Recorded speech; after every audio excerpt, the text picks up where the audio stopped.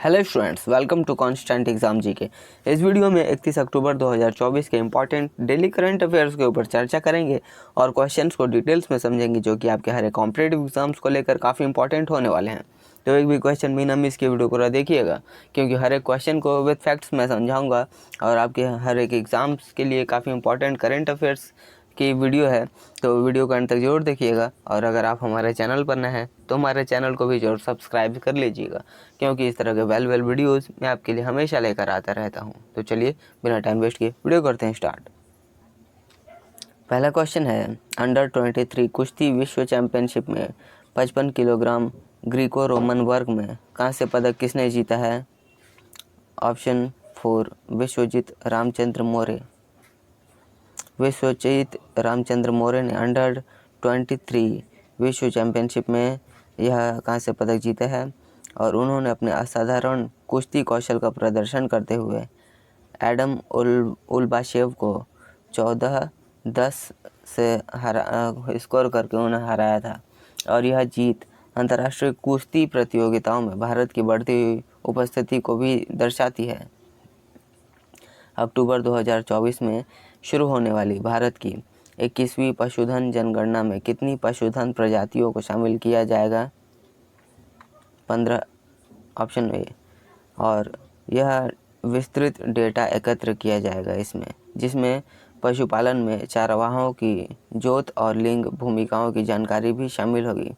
यह जनगणना mobile data संग्रह विधियों के उपयोग के लिए विशिष्ट है, जिससे गांवों और शहरी क्षेत्रों में 1 लाख से अधिक क्षेत्रीय अधिकारियों द्वारा कुशल और सटीक रिकॉर्डिंग संभव हो पाती है। नेक्स्ट, हाल ही में किसने 15 वर्षों के शानदार करियर के बाद अंतर्राष्ट्रीय हॉकी से संन्यास की घोषणा की है? रानी रामपाल ने। अपने 15 साल के शानदार अंतर्राष्ट्रीय उनका हॉकी करियर रहा है, जिसमें उन्होंने 254 अंतर्राष्ट्रीय मैच खेले हैं और 120 गोल किए हैं, और उन्होंने अपने कई बेहतरीन उपलब्धियों को भी छोड़ कर गई हैं। उनकी नेतृत्व और स्कोरिंग कौशल ने भारत को कई मील के पत्थर तक भी पहुंचाया है, जिसमें टोक्यो 2020 ओलंपिक में चौथा स्थान उन्होंने हासिल भी किया था, और ये एक कीर्तिमान उनका इसमें शामिल है। हाल ही में किस देश ने हिंद महासागर में भारत के साथ अपना पहला समुद्री साझेदारी अभ्यास आयोजित किया है? Option P, Germany. भारत और जर्मनी के बीच समुद्री साझेदारी अभ्यास में भारतीय नौसेना के INS दिल्ली और जर्मनी के फ्रिगेट बॉडेन वुर्टेम्बर्ग के साथ साथ टैंकर फ्रैंकफर्ट एम मेन शामिल थे। हिंद महासागर में इस अभ्यास में क्रॉस डेक उड़ान, अंडरवे रिप्लेसमेंट शिप, हथियार फायरिंग जैसे जटिल ऑपरेशन शामिल किए गए थे। MPX भारत और जर्मनी के बीच नौसैनिक अंतर संचालन और समुद्री संबंधों को मजबूत करने में एक महत्वपूर्ण कदम है। किस अंतर्राष्ट्रीय वित्तीय संस्थान ने बेंगलुरु के उपनगरीय रेलवे के विकास के लिए 2800 करोड़ रुपए के ऋण की घोषणा की है? यूरोपीय निवेश बैंक ने। और यह 2800 करोड़ का ऋण देने की इसमें प्रतिबद्धता जताई गई है। गांधीनगर में शहरी गतिशीलता भारत सम्मेलन में EIB के उपाध्यक्ष निकोला बीर और कर्नाटक रेल निदेशक अवधेश मेहता ने यह घोषणा की है, और यह ऋण 5 वर्षों के लिए वितरित किया जाएगा। केंद्रीय बजट 2024-25 के अनुसार प्रधानमंत्री मुद्रा योजना के तहत मुद्रा ऋण की नई अधिकतम सीमा क्या है? 20 लाख रुपए। जी हाँ, केंद्रीय बजट 2024-25 प्रधानमंत्री मुद्रा योजना के तहत मुद्रा ऋण सीमा को 10 लाख से बढ़ाकर 20 लाख कर दिया गया है। इस वृद्धि में एक नई तरुण प्लस श्रेणी की शुरुआत शामिल है, जिसका उद्देश्य उन उद्यमियों को सहायता प्रदान करना है जिन्होंने तरुण श्रेणी के तहत पिछले ऋणों को सफलतापूर्वक चुकाया है, और इस राशि तक के ऋणों को माइक्रो यूनिट्स के लिए क्रेडिट गारंटी फंड भी द्वारा भी कवर किया जाता है।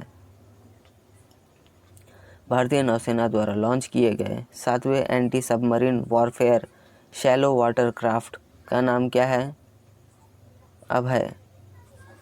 अभय नामक यह 7वां anti submarine warfare shallow water craft launch किया गया है। अभय का निर्माण GRSC द्वारा रक्षा मंत्रालय के साथ 8 जहाज़ों के अनुबंध के हिस्से के रूप में किया गया है, ताकि अभय श्रेणी के ASW कॉर्वेट को विस्थापित किया जा सके। 17वें शहरी गतिशीलता भारत सम्मेलन और एक्सपो उद्घाटन किस राज्य में किया गया? गुजरात में। यह 3 दिवसीय कार्यक्रम हुआ था, जिसमें शहरी परिवहन में मानकीकरण और अनुकूलन की थीम पर यह केंद्रित किया गया था।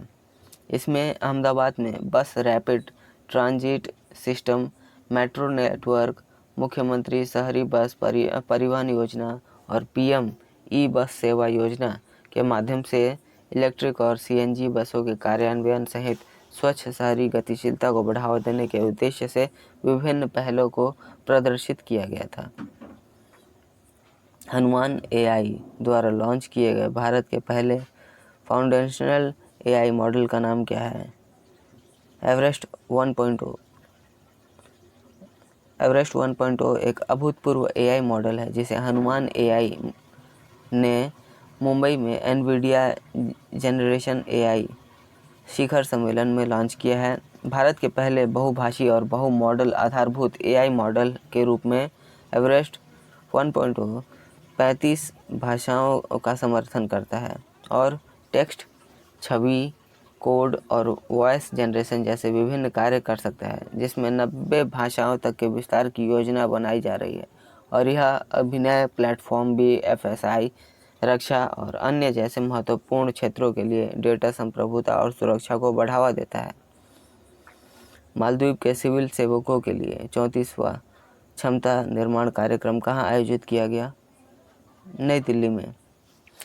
राष्ट्रीय सुशासन केंद्र ने नई दिल्ली में वरिष्ठ अधिकारियों सहित 35 मालदीव के सिविल सेवकों के लिए 34वें क्षमता निर्माण कार्यक्रम का सफलतापूर्वक आयोजन किया है और 14 अक्टूबर को शुरू हुआ है। यह 2 सप्ताह का कार्यक्रम होगा, जो कि भारत के विदेश मंत्रालय के सहयोग से आयोजित किया जा रहा है और यह नए सिरे से शुरू किया गया है।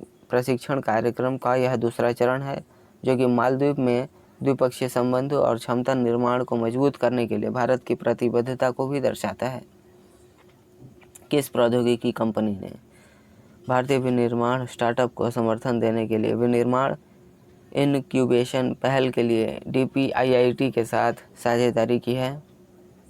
HCL ने। यह रणनीतिक साझेदारी है। HCL लिंक का लाभ उठाकर अभिनव स्टार्टअप को वैश्विक प्रदर्शन प्रदान करेगी, जिससे उन्हें अंतर्राष्ट्रीय बाजारों में प्रवेश करने में सुविधा होती है।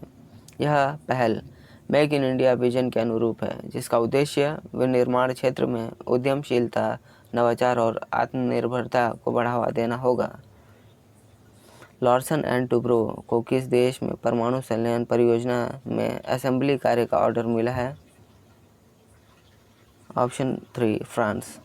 लार्सन एंड टुब्रो में फ्रांस में स्थित एक परमाणु संलयन परियोजना के लिए ITER से एक महत्वपूर्ण ऑर्डर प्राप्त हुआ है। इस परियोजना में वैक्यूम वेसल के लिए उन्नत घटकों को इकट्ठा करने में L&T की विशेषज्ञता शामिल है, जो ITER के टोकामाक संलयन रिएक्टर का एक महत्वपूर्ण हिस्सा है, जो परमाणु संलयन प्रयोगों के लिए आवश्यक होगा। तो स्टूडेंट्स, ये थे आज के हमारे जितने भी इम्पोर्टेंट करंट अफेयर्स थे, उन सभी को मैंने इस वीडियो में कवर किया है। आशा करता हूँ आप सभी ने इन सारे क्वेश्चंस का सही अटेम्प्ट किया है। आपने कितने क्वेश्चन सही किए आप हमें कमेंट करके बताइएगा, और वीडियो पसंद आई है तो वीडियो पर एक लाइक ज़रूर करिएगा, और अगर आप हमारे चैनल पर नए हैं तो हमारे चैनल को भी ज़रूर सब्सक्राइब कर लीजिएगा, क्योंकि इस तरह के वैल्यूएबल वीडियोज़ में आपके लिए हमेशा लेकर आता रहता हूँ, जो कि आपके हर एक कॉम्पिटिटिव एग्ज़ाम्स के लिए काफ़ी इंपॉर्टेंट होते हैं। और अगर आपको हमारे पिछले वीडियोज़ को भी देखना है तो आप हमारे पिछले वीडियोज़ को देखने के लिए आप हमारे चैनल पर चेकआउट कर सकते हैं, जहां मैंने डिफरेंट टॉपिक्स के ऊपर प्लेलिस्ट बना रखी है।